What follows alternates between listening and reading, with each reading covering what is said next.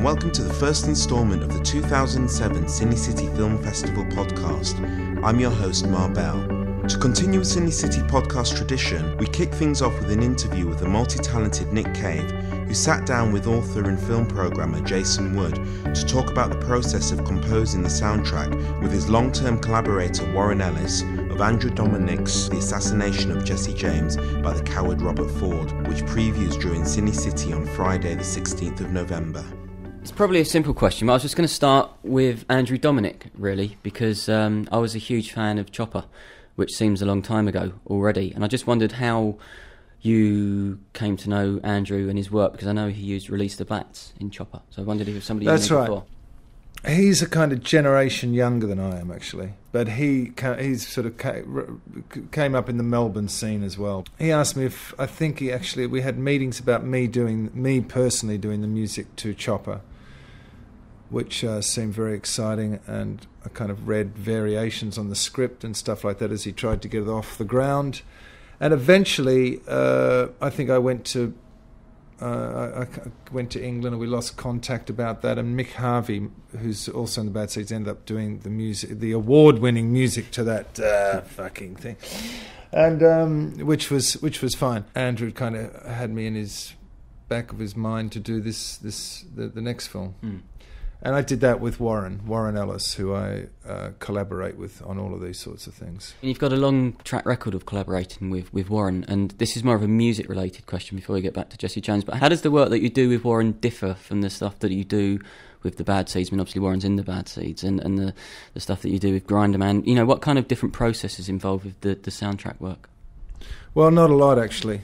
I guess initially, certainly with something like The Proposition, the music starts with Warren.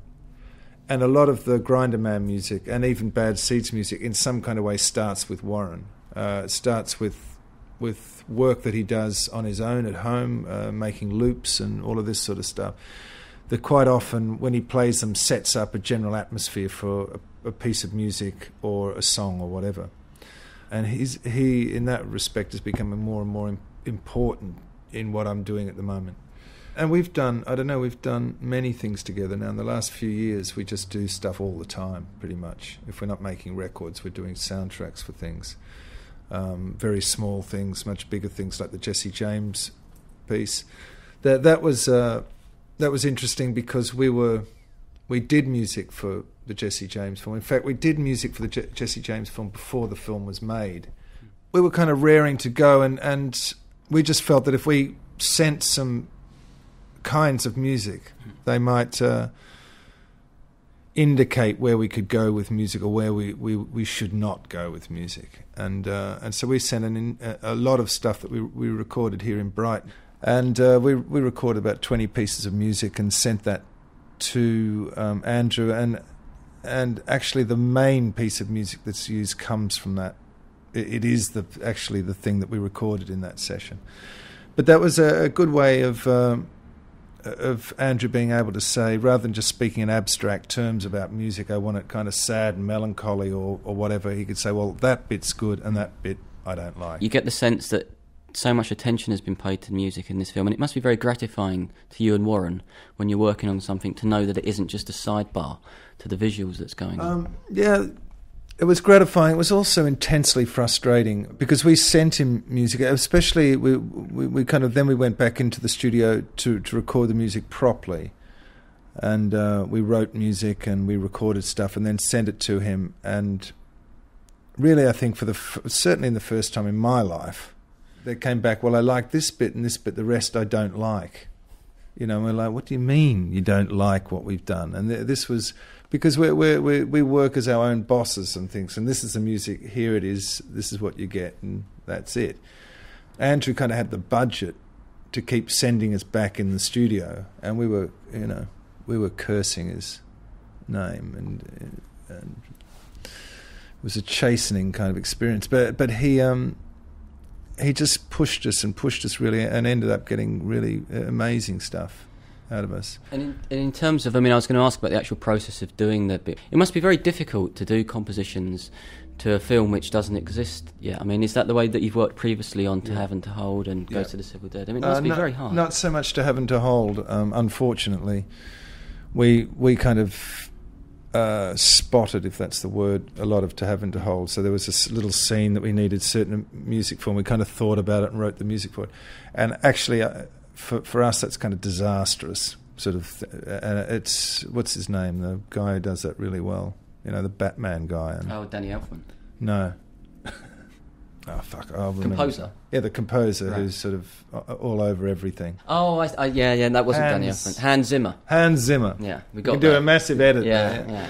Like So Hans Zimmer, like the great Hans Zimmer, who's able to sort of sit there and go, all right, you know, and spots every piece of music. And no, what we did, and the way in which we work the best, which is the same with John Hillcoat as it was with Andrew, is to just write pieces of music and send them off to them, and they then try and cut them into the film. That way we're allowed to allow a piece of music to breathe and to find itself and all of that sort of stuff. We're not, I mean, we can do this sort of thing, but it's a kind of hideous thing to have to do, to sit around and go, okay, we need sort of 20 seconds of tense music or something like that, and someone starts going, doo, doo, doo, doo, doo, gets the heartbeat going and so on. And it's just kind of boring. In terms of the material, The Assassination of Jesse James by the coward Robert Ford, this seems kind of Nick Cave, Warren Ellis material. Were you interested to go back and do research, or did time not allow for you to? No, I didn't know anything about. I mean, I know a certain amount about Jesse James, and you know, I only knew as much as anybody else knows. You know, I mean, it's very simple for us. We just basically go in and start jamming, me and Warren, pretty much. And music kind of comes out, and we kind of chop out little bits and think that's cool and that's not, and keep the cool bits and sort of send them off.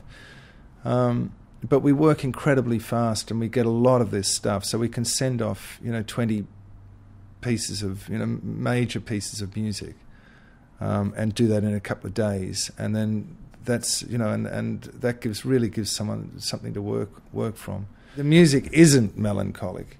What we tried to do was, and what Andrew was adamant about, was that we made music that was neutral and non-manipulative. And when the sad bits happened, the violins didn't kind of come in, and the sad refrain come in, and all that sort of stuff. And he kept a very cold, passive use of music throughout. That's great. I'm really pleased with that. There's a really pronounced melancholy to the Assassination of Jesse James, and to the characters, both the Jesse James character played by Brad Pitt and the Robert Ford character played by Casey Affleck. The melancholy is shot through, but you're absolutely right. That's in opposition to the music. Andrew told me after we'd done the music, which might have all happened a bit quicker if he had told this before we'd done the music, but that he wanted music that the sole function of the music is that people relax. And this seemed like an extraordinary thing to me. In fact, I haven't seen the film since he's put the sound on it, but that the use of sound, the use of bird noises and all of that sort of stuff was basically to lull the audience into a state of relaxation. And so that when the violence happened, it had more impact. What amazed me with Jesse James is it's in effect a big studio picture. The amount of control and independence that Andrew Dominik has managed to secure on making that film astonished me when I watched it. Yeah. Well, I know that it wasn't easy, and that was in the edit. I don't know how long. You probably know this better than me, but it was in the editing room for an incredibly long time, and going back and forth, and as far as I can see, it's not that much different from Andrew's initial cut. It just kept going back, and it was just this sort of, he'd need to tell you about this, but it seemed like this kind of arm wrestle that went on, that Andrew won just by sort of sticking it out. I think he was threatened with everything, and he had a really tough time of it, and God knows how easy it's going to be for him to make the next film. I mean, I think it will become easier for him because the advance reviews which are appearing are so good. I mean, I'm not sure that it's going to be a particularly commercial film, even with Brad Pitt in the centre, but I think in terms of the critical reaction to the film, I think it will be seen as one of the best films of its year, and I think it does continue this whole renaissance that we're seeing in the westerns, which I think is a good time to talk about the proposition, because it seems strange that the second film major film that you're involved with is another Western. I mean, is this a genre to which you're particularly attracted, or is this just happenstance? No. I mean, I would have worked with Andrew Dominic if he had have been doing a, no matter what he was doing, because not just because